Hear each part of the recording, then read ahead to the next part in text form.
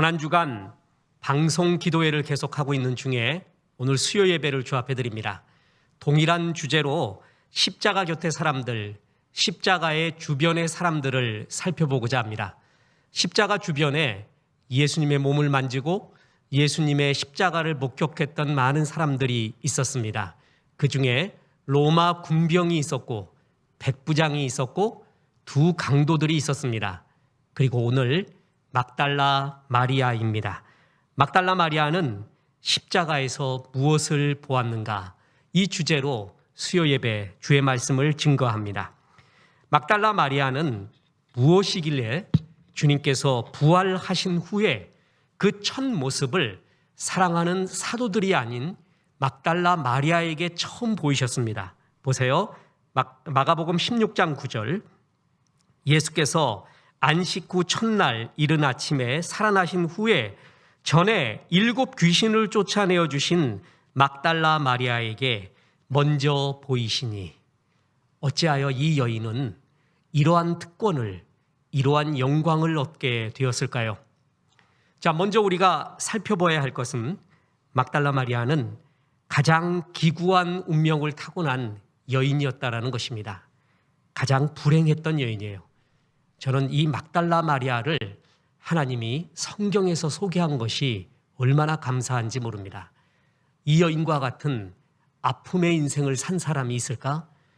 아니, 비슷하거나 더한 사람도 있을 수 있을 것입니다. 그런데 하나님은 이런 사람에게 무한한 애정을 보이고 있다는 사실을 막달라 마리아를 통해서 우리는 알 수 있게 됩니다. 보십시오. 그는 7 귀신 들렸던 여인이었습니다. 누가복음 8장 1절 2절 보면 그 후에 예수께서 각 성과 마을에 두루 다니시며 하나님의 나라를 선포하시며 그 복음을 전하실새 12 제자가 함께하였고 또 악귀를 쫓아내심과 병고침을 받은 어떤 여자들 곧 7 귀신이 나간 자 막달라인이라 하는 마리아와 막달라 마리아는 7 귀신이 들렸었습니다. 막달라 마리아라는 것은 막달라 출신의 마리아라는 뜻입니다. 게네사렛 평원의 남단에 위치한 막달라는 농업, 어업, 제조업, 조선업이 발달한 부유한 상업 중심의 도시로서요. 그 도시 한가운데 원형 경기장이 있었습니다. 대형 경기장을 갖춘 로마의 도시들이 모두 그러했듯이 이 막달라라는 도시 또한 환락과 타락의 도시였습니다. 이 도시 가운데 살고 있었던 마리아는 7 귀신이 들렸다고 말합니다. 이거는 우리의 상상과 우리의 이성의 한계를 넘어서는 이야기일 것입니다. 7 귀신이 한 귀신도 아니라 7 귀신이 들렸다라는 것은 뭘 의미하는 것인가? 그가 도덕적, 정신적, 영적으로 내부적으로 철저하게 타락되었다라는 의미도 있고요. 외부적 요인에 의해서 악한 영의 지배를 받고 있었다라는 의미도 있습니다. 특히 7 귀신이라는 그 7의 의미가 무엇인가? 그것은 성경에서 최악을 나타날 때 이렇게 표현을 쓰곤 합니다. 예를 들어 보면 누가복음 11장에 보면 소위 빈집의 비유 가운데서 마음의 방을 깨끗게 하여 청소하여 귀신이 다 나갔는데 그 집을 빈집으로 남겨놓았더니 나중에 다시 어떻게 됐다고 합니까? 나갔던 귀신이 7 귀신을 끌고 들어왔다고 성경은 말하고 있습니다.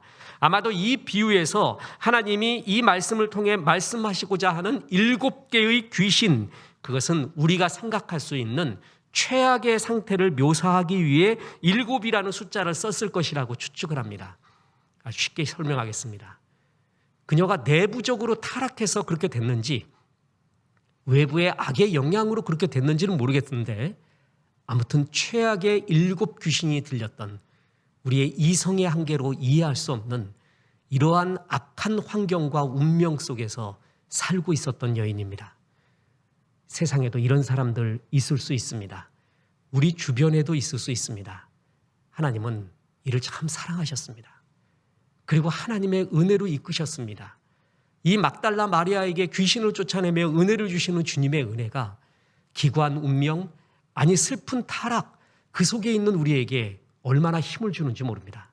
마침내 막달라 마리아는 주의 은혜를 입고 귀신이 나갔습니다. 그런데 거기서 그치는 것이 아니라 귀신이 나가자 막달라 마리아의 아름다운 신앙이 여기서부터 시작이 되는데 그는 곧바로 헌신자의 생활을 시작했다라는 것입니다.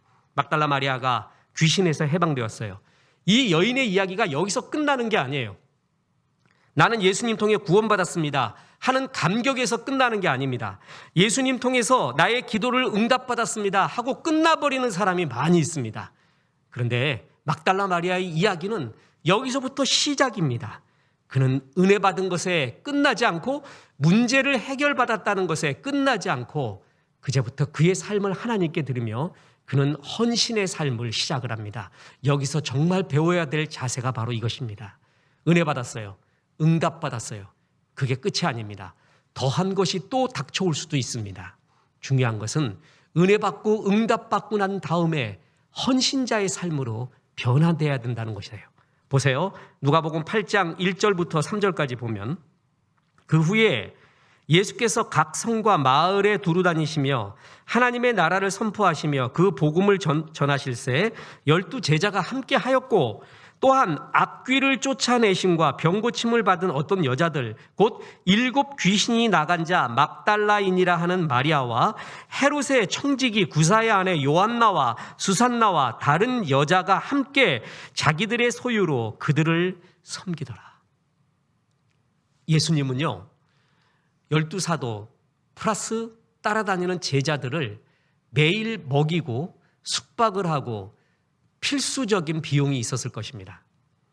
그런데 그 비용을요 길거리에 있는 돌을 들어 떡을 만들던가 그 돌을 황금으로 만들면 간단했습니다.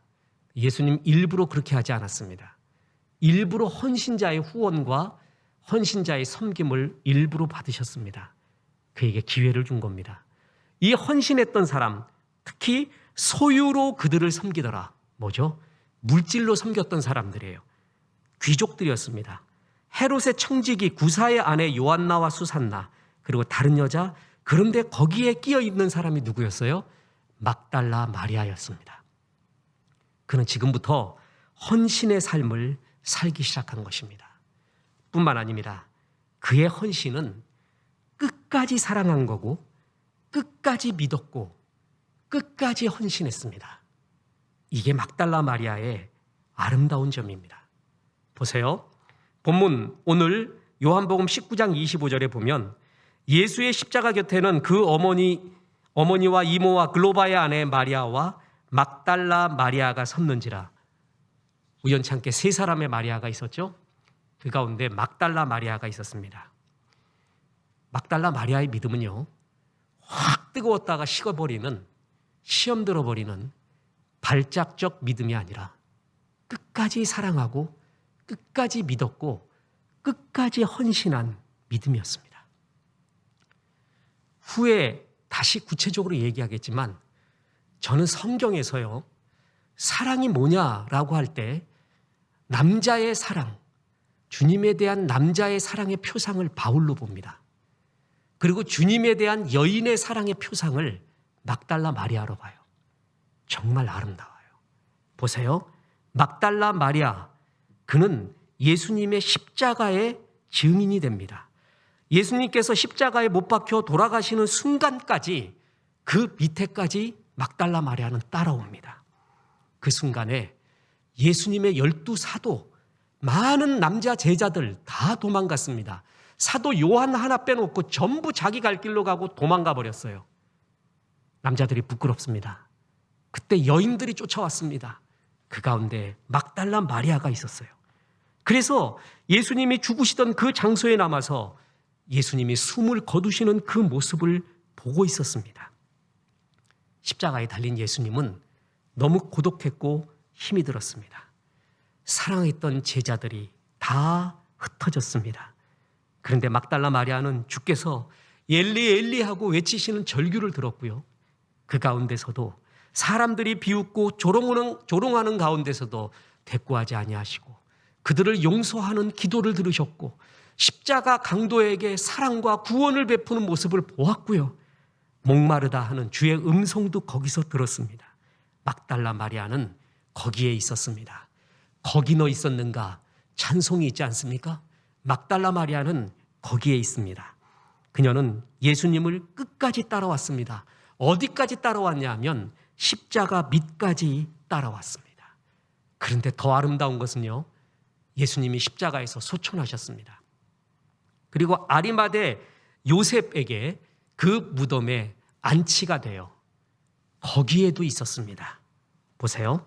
마가복음 15장 45절부터 보면 백부장에게 알아본 후에 요셉에게 시체를 내어주는지라 요셉이 세마포를 사서 예수를 내려다가 그것으로 싸서 바위 속에 판 무덤에 넣어두고 돌을 굴려 무덤 문에 놓음에 막달라 마리아와 요셉의 어머니 마리아가 예수 둔 곳을 보더라. 십자가까지 갔어요. 예수님이 소천하셨어요. 이제 돌아오면 돼요. 그런데 무덤까지 갑니다. 그까지 따라갑니다. 뿐만 아닙니다. 막달라 마리아는요, 빈 무덤까지 갑니다. 예수님이 돌아가신 지 사흘째 되는 주일 이른 새벽, 아직 온 천지가 어두울 때 막달라 마리아는 주님께서 장사되신 무덤을 찾아가기 시작했습니다. 보세요. 요한복음 20장 1절. 안식 후 첫날 일찍이 아직 어두울 때에 막달라 마리아가 무덤에 와서 돌이 무덤에 옮겨진 것을 보고 십자가까지 갔어요. 예수님이 안치되는 것까지도 보았어요. 끝났어요. 이제 집으로 가면 되는 거예요. 그런데 사흘째 되는 날 빈 무덤에까지 온 것이 막달라 마리아였습니다. 마가복음에 의하면은 왜 그녀가 거기에 왔는가, 빈 무덤에 왔는가? 예수님의 시신에 향품을 발라드리기 위함이었다고 말합니다. 끝까지 헌신한 거예요. 끝까지. 마가복음 16장 1절 2절부터 보겠습니다. 안식일이 지남에 막달라 마리아와 야코보의 어머니 마리아와 또 살로메가 가서 예수께 바르기 위하여 향품을 사두었다가 안식 후 첫날 매우 일찍이 해돋을 늘 때에 그 무덤으로 가며 서로 말하되 누가 우리를 위하여 무덤 문에서 돌을 굴려주리오 하더니. 왜 빈 무덤에 달려갔어요? 예수님의 시신에 향품을 발라주기 위해서요. 예수님의 시신이 아리마대 요셉의 무덤에 안치되었을 때, 그때 마리아의 모습이 참 인상적이에요. 성경은 일부러 그 모습을 구체적으로 그리고 있습니다. 마태복음 27장 61절. 거기 막달라 마리아와 다른 마리아가 무덤을 향하여 앉았더라.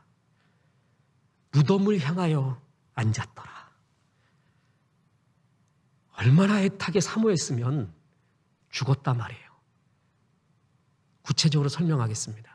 이들은 부활의 개념이 없습니다. 주님이 다시 살아나신다는 개념 자체가 없습니다. 끝이 나는 거예요. 그런데 그 끝나는 순간까지 마리아는 거기에 있었고요. 그 무덤을 향하여 앉았습니다. 그리고 그 빈 무덤에 예수님의 향품을 발라드리기 위하여 마지막 헌신까지 하기 위하여 그는 달려온 것입니다. 십자가까지 가요. 무덤 안치되는 것까지 봐요. 그 안치될 때 그곳을 향하여 울고 쳐다보고 있었어요. 그리고 빈 무덤에, 그 예수님의 무덤에 향품을 발라드려 끝까지 옵니다. 소용없는 짓이란 말이에요. 의미 없는 짓이란 말이죠. 다시 말합니다. 예수님이 이런 나의 헌신을 받아주셔서 부활하셔서 크게 상을 주실 거야 라는 개념이 하나도 없습니다. 그냥 사랑해서 하는 거예요. 끝까지 하는 거예요. 끝까지 믿은 거예요. 끝까지 헌신을 한 거예요. 이게 막달라 마리아입니다. 무덤을 찾아온 장면을 보십시오. 무덤에 왔더니 예수님의 시신이 없어요. 빈 무덤을 본 겁니다. 요한복음 20장 1절부터 보면 안식 후 첫날 일찍이 아직 어두울 때 막달라 마리아가 무덤에 와서 돌이 무덤에서 옮겨진 것을 보고 시몬 베드로와 예수께서 사랑하시던 다른 제자에게 달려가서 말하되 사람들이 주님을 무덤에서 가져다가 어디 두었는지 우리가 알지 못하겠나이다 하니 자, 빈 무덤을 제일 먼저 발견한 것이 뭐예요? 그래서 그 무덤이 비었다고 베드로와 요한에게 말해주고 있는 사람이 누구예요? 막달라 마리아입니다. 십자가까지 갔습니다. 십자가에서 예수님이 하시는 말씀을 다 들었어요. 운명하시는 모습을 보았어요. 시신이 안치되는 것을 보았어요. 빈 무덤까지 갔어요. 이 모든 곳에 증인이 있었는데, 거기 있었던 사람이 있었는데 그게 막달라 마리아였다라는 겁니다. 그리고 빈 무덤을 보게 됩니다. 어찌 누가 예수님의 시신을 훔쳐갔구나, 이러면 되겠습니까? 하고 베드로와 요한에게 달려갑니다. 부활의 개념이 없었어요. 부활을 믿을 수도 생각도 없었던 그녀는 예수님 시신 도난당했다, 그래서 뭐예요? 빈 무덤의 소식을 전한 것이 막달라 마리아였습니다. 빈 무덤 속에서 울고 있었던 마리아. 요한복음 20장 13절에 보면 천사들이 이르되 여자여 어찌하여 우느냐? 이르되 사람들이 내 주님을 옮겨다가 어디 두었는지 내가 알지 못함이니이다. 천사가 말하는 것도 몰라요. 우리 주님이 없어진 거예요. 그럼 거기서 울고 있었습니다. 이 일련의 장면을 보면은요, 순수한 사랑, 순고한 사랑, 끝까지 믿고 헌신하고 사랑했던 그 사랑이 뭔지 막달라 마리아가 그 사랑을 다 보여줍니다. 또 강조해서 말씀드립니다. 내가 십자가까지 가고 시신 안치되는 것도 보고 예수님의 시신에 향품도 발라주고 그러면 예수님이 부활해서 날 칭찬해 주실 거야.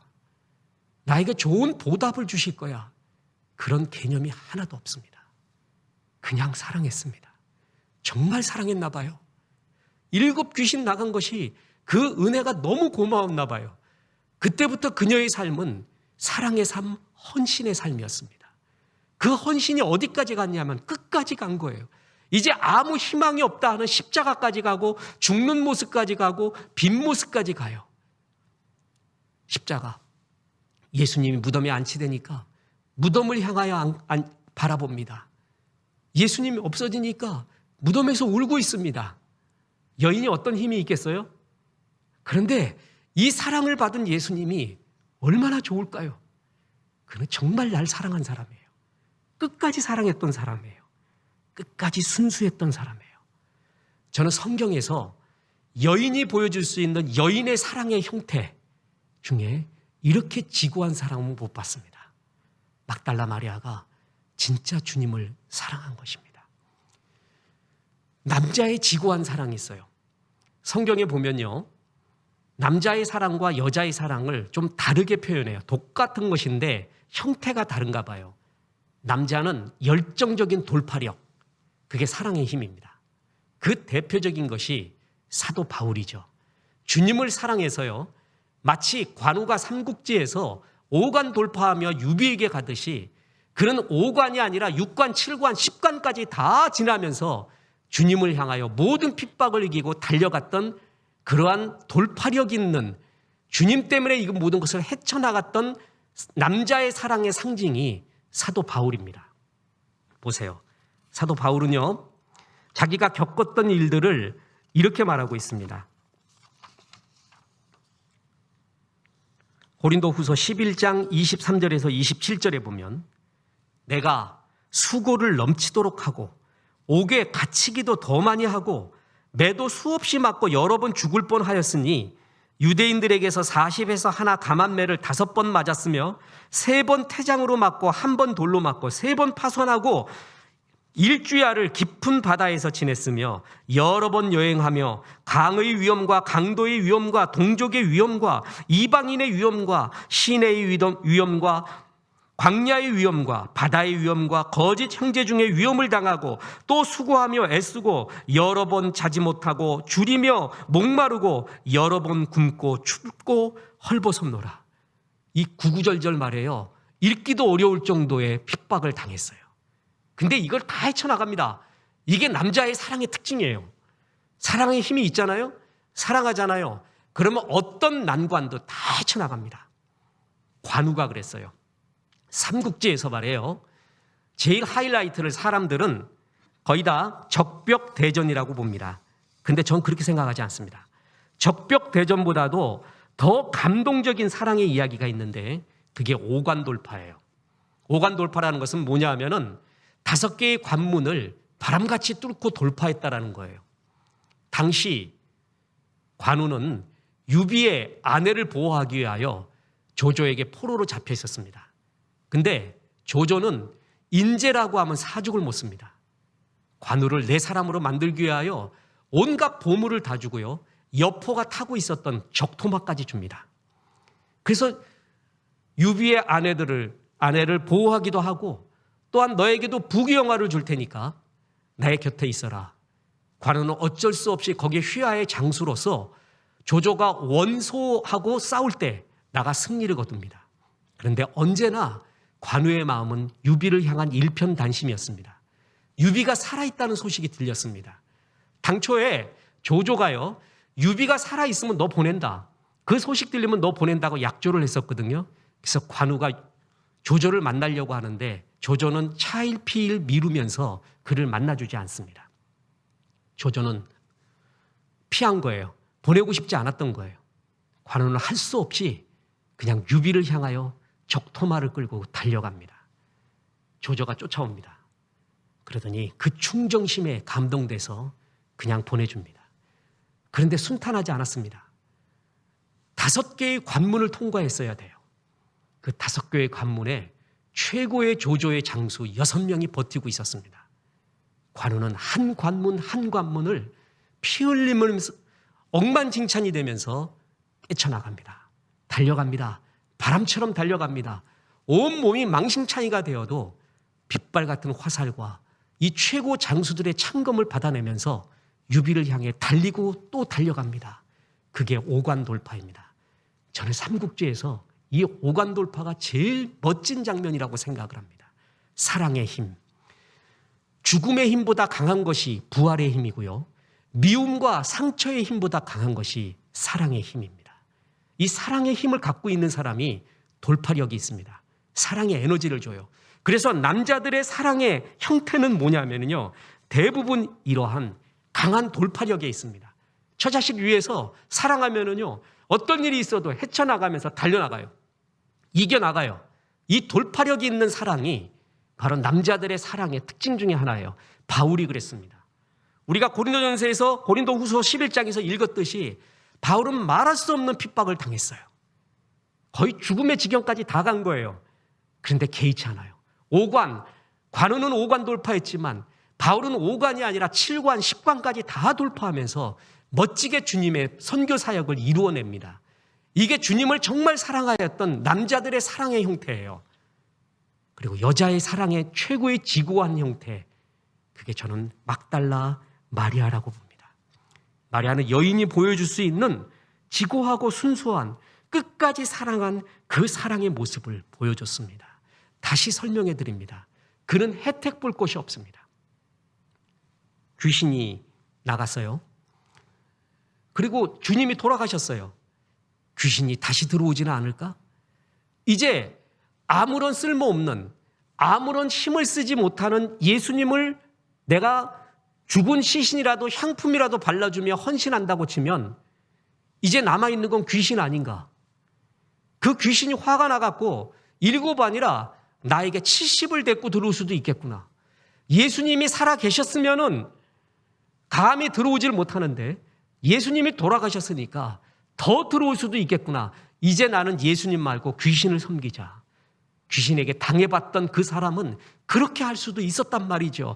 다시 말합니다. 그는 아무 혜택과 희망이 없었습니다. 그런데 주님을 사랑해요. 끝까지 헌신해요. 끝까지 십자가와 무덤과 빈 무덤의 증인으로서 그는 그 자리에 있었다라는 것이에요. 이번 십자가 주변의 사람들의 중요한 키워드가 있습니다. 그것은 끝까지라는 키워드예요. 끝까지 믿음, 끝까지 신뢰, 끝까지 사랑, 끝까지 헌신. 십자가의 의미가 뭔지 아세요? 인간 편으로 보면 끝이에요. 근데 하나님 편으로 보면 뭐가 있죠? 부활이라는 것이 있습니다. 우리가 십자가 주변의 사람을 살펴보면서 알 수 있는 것이 우리가 끝인 줄 알았는데 마지막 은혜가 있더라는 거죠. 끝에 남아있는 은혜라는 게 있더란 말이죠. 백부장이 그는 실로 하나님의 아들이었다. 거기서 믿음이 생겼어요.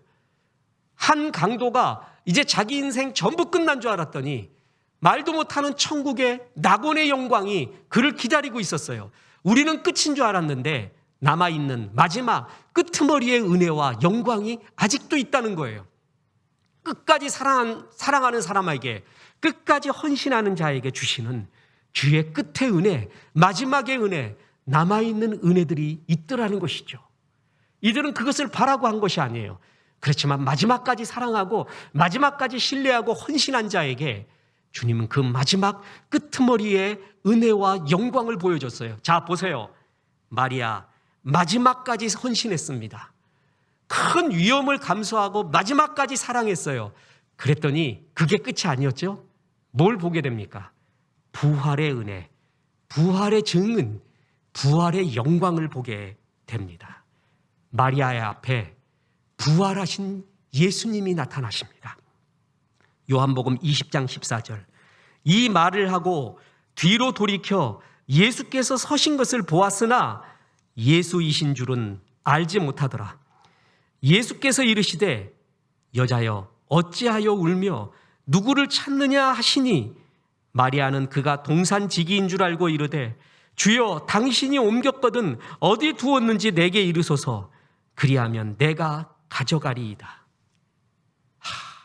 예수님이 당신이 나타나서 말하는데 예수님이 부활했다는 것을 감이 없죠. 개념도 없죠. 동산지기인 줄 알았습니다. 당신이 시신을 옮겼습니까? 우리 주님의 시신을 옮겼습니까? 나한테 가르쳐 주십시오. 내가 좀 찾아가겠습니다. 예수님이 이 소리를 들었을 때 그 마음이 어땠을까요? 어떤 감성이었을까요? 어떤 마음이었을까요? 예수님이 내가 이 땅에 오기 참 잘했다. 이런 사람이 있다니, 이런 여인이 있다니, 내가 이런 사랑을 받다니, 내가 사람을 사랑하여 세상을 이처럼 사랑하여 십자가에 죽은 줄만 알았는데 나를 이처럼 사랑하는 사람도 있다니 예수님이 그걸 느끼지 않았을까요? 20장 16절에 예수께서 이제 정체를 드러내십니다. 마리아야 하시거늘 마리아가 돌이켜 히브리 말로 라보니 하니 이는 선생님이라는 말이라. 예수께서 이르시되 나를 붙들지 마라. 내가 아직 아버지께로 올라가지 아니하였노라. 너는 내 형제들에게 가서 이르되 내가 내 아버지 곧 너의 아버지 내 하나님 곧 너의 하나님께로 올라간다 하라 하시니. 주를 보았습니다. 주를 만났습니다. 이 첫 영광, 베드로에게도 야고보에게도 요한에게도 아닙니다. 막달라 마리아에게 인류 역사상 있을 수도 없는, 다시는 없을 그러한 예수님의 부활의 첫 모습을 그 마리아에게 나타냈습니다. 그리고 마리아의 감격 보십시오. 20장 18절. 막달라 마리아가 가서 제자들에게 내가 주를 보았다 하고 또 주께서 자기에게 이렇게 말씀하셨다 이르니라. 주를 보았다. 내가 주를 보았습니다. 부활의 첫 증인. 이제 그녀는 더 이상 7 귀신 들린 비참한 여인이 아닙니다. 인류 역사상 부활하신 예수님을 처음 만나고 처음 대화하고 예수님의 사랑을 잊고 부활의 첫 증인이 된 내가 주를 만났다 하는 감격의 여인이 되었습니다. 다시 말씀드립니다. 막달라 마리아는 주님을 사랑하는 여인이 보여줄 수 있는 최고의 지고의 사랑, 순수한 사랑, 끝까지 사랑하는 사람, 끝까지 신뢰하는 헌신, 그 모든 것을 다 보여주었습니다. 정말 감동했을 겁니다. 베드로에게도 야고보에게도 요한에게도 주님은 이런 감동을 받아보지 못했습니다. 베드로에게는, 그 수제자 베드로에게는 끝없이 주셨지요. 끝없이 용서하셨어요. 끝없이 내가 널 사랑하노라 용서했어요. 근데 막달라 마리아에게는 이 사랑을 받으셨습니다. 내가 세상을 이처럼 사랑했는데 막달라 마리아는 나를 이처럼 사랑한 그 지구의 사랑이 막달라 마리아에게 있었습니다. 바울이 그 사랑의 열정, 그 사랑의 감격으로 그 모진 5관을 10관을 돌파하면서 주의 복음을 보였던 그 사랑의 열정을 보였듯이 마리아는 끝까지 사랑하는 이 여인의 사랑을 보여주었습니다. 꽃이 열정적이고요. 아름다운 이유가 있습니다. 꽃이 사랑하고 있기 때문에 그렇습니다. 꽃이 활짝 필 때는요, 꽃이 사랑할 때입니다. 꽃술이 나오고 꽃가루를 통해서 번식을 하고 있는 중입니다. 그래서 벌과 나비들이 날아오는 거예요. 사랑할 때가 가장 아름답고 가장 열정적입니다. 시장에 가면은 고구마, 감자, 상추 같은 이런 조그만 것들을 놓고 좌판에 놓고 땡볕과 매서운 추위를 견디며 그 좌판에 앉아있는 아주머니들이 있습니다. 다 팔아야 얼마 되겠습니까? 잊지 못하는 것은 남대문 시장에서 그걸 팔고 있을 때 우리 아버님이 꼭 한잔하고 오셔서 그걸 다 사오실 경우가 있었습니다. 아줌매들이 불쌍하더래요. 이 아줌마들의 특징이 뭐죠? 어린 자녀들이 있어요. 그 자녀들이 학교를 가요. 이 자녀들을 생각하면 추위와 땡볕이 생각이 안 나는 거예요. 이게 사랑의 힘이에요. 사랑의 힘은 미움보다 상처보다 강합니다. 주님은 죽음보다 강한 부활의 힘을 우리에게 주셨고 이 세상의 운명과 눈물과 아픔의 힘보다 강한 사랑의 힘을 우리에게 주셨습니다. 사람은 자신이 사랑한 만큼 행복합니다. 삶에서 가장 귀한 자산은 자신이 사랑했고 자신을 사랑했던 사람들, 그에 대한 기억과 삶의 흔적들, 그게 최고의 자산입니다. 무엇을 하였느냐? 무엇을 이루었느냐? 사랑의 추억, 내가 사랑했던 추억, 사랑했던 사람, 사랑했던 삶의 흔적, 그리고 사랑을 받았던 그 삶의 흔적과 기억, 그것처럼 귀한 자산은 없고요. 눈 감으면 떠오르는 것은 그것이 전부입니다. 4차 산업혁명 시대에 아무리 능력이 많은 인공지능 AI라 할지라도 그가 줄 수 없는 것이 있습니다. 사랑, 그리고 사랑의 힘입니다. 우리는 사랑의 힘만큼 달려갈 수가 있습니다. 사랑의 힘은 지구 끝까지 우리를 이끌어갑니다. 사랑의 힘으로 5관을 10관을 돌파할 수 있는 열정과 에너지가 나오고요. 사랑의 추억이 우리에게 가장 아름다운 추억이고 내가 살만한 가치가 있었다라는 프라이드, 자부심이 됩니다. 막달라 마리아는 거기에 있었습니다. 십자가에 끝내 남아 있었습니다. 예수님의 음성을 들었고 피와 물을 다 쏟는 예수님의 음성을 들었고 모습을 보았고 그곳에서도 사랑하는 예수님의 용서의 말을 들었습니다.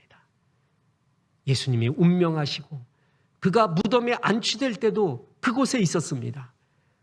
예수님이 무덤에 들어가자 무덤을 향하여 바라보면서 한없이 눈물 지으며 끝내 사랑을 보여줬습니다. 이제 다 끝났는 줄 알았습니다. 아닙니다. 아직도 남아있는 헌신이 있습니다. 그에게 향품을 발라야 됐습니다. 그 시신에 향품을 바르기 위하여 그 이른 새벽에 그녀는 또 달려옵니다. 다시 말씀드립니다. 귀신한테 잘 보여야 될 텐데 이제 예수님이 돌아가셨으니 귀신이 나를 다시 지배하지는 않을까, 이럴 수도 있었습니다. 그러나 상관이 없었습니다. 나는 진짜 진리를 보았고 진짜 나의 사랑을 보았습니다. 그래서 그는 끝까지 헌신을 하고 끝까지 달려갑니다. 빈 무덤을 보았어요. 안타까워 사도들에게 이야기하면서 어찌된 일인가 빈 무덤에서 서성거리다가 예수님을 만나게 됩니다. 그리고 그 예수님을 보며 감격하고 부활의 첫 증인이 됩니다. 그 모든 과정에 막달라 마리아가 있었습니다. 거기 너 있었는가? 거기에 예, 제가 거기에 있었습니다라고 제일 자신 있게 말할 수 있는 게 막달라 마리아였습니다. 끝까지 사랑한 자, 끝까지 신뢰했던 자, 끝까지 헌신했던 자에게 주시는 주의 영광, 주의 은혜. 십자가는 끝이 아닙니다. 우리가 보기에 끝인 줄 알았더니 마지막 은혜, 끝까지의 은혜, 끄트머리의 은혜가 여전히 남아있고 그것이 다 끝인 줄 알았더니 십자가 다음에 부활의 은혜가 또 있었습니다. 주님은 끝까지 사랑하는 자, 사랑의 진짜 이름은 끝까지예요. 그 자에게 하나님의 부활의 영광, 은혜의 영광이 가득 임할 줄로 믿습니다. 사랑하는 성도 여러분, 지금 잠시 고난을 받을지라도, 잠시 어려움을 겪을지라도 끝까지 주님을 사랑하십시오. 끝까지 신뢰하고 끝까지 주님을 헌신하십시오. 그리하여서 네가 거기에 있었구나, 끝까지 날 사랑했구나, 내가 너를 이처럼 사랑하듯이 너도 나를 이처럼 사랑했구나 하는 막달라 마리아에게 주신 부활의 영광이 우리 성도님께 가득 넘쳐나기를 주 예수의 이름으로 축원합니다. 기도하겠습니다. 하나님 감사합니다.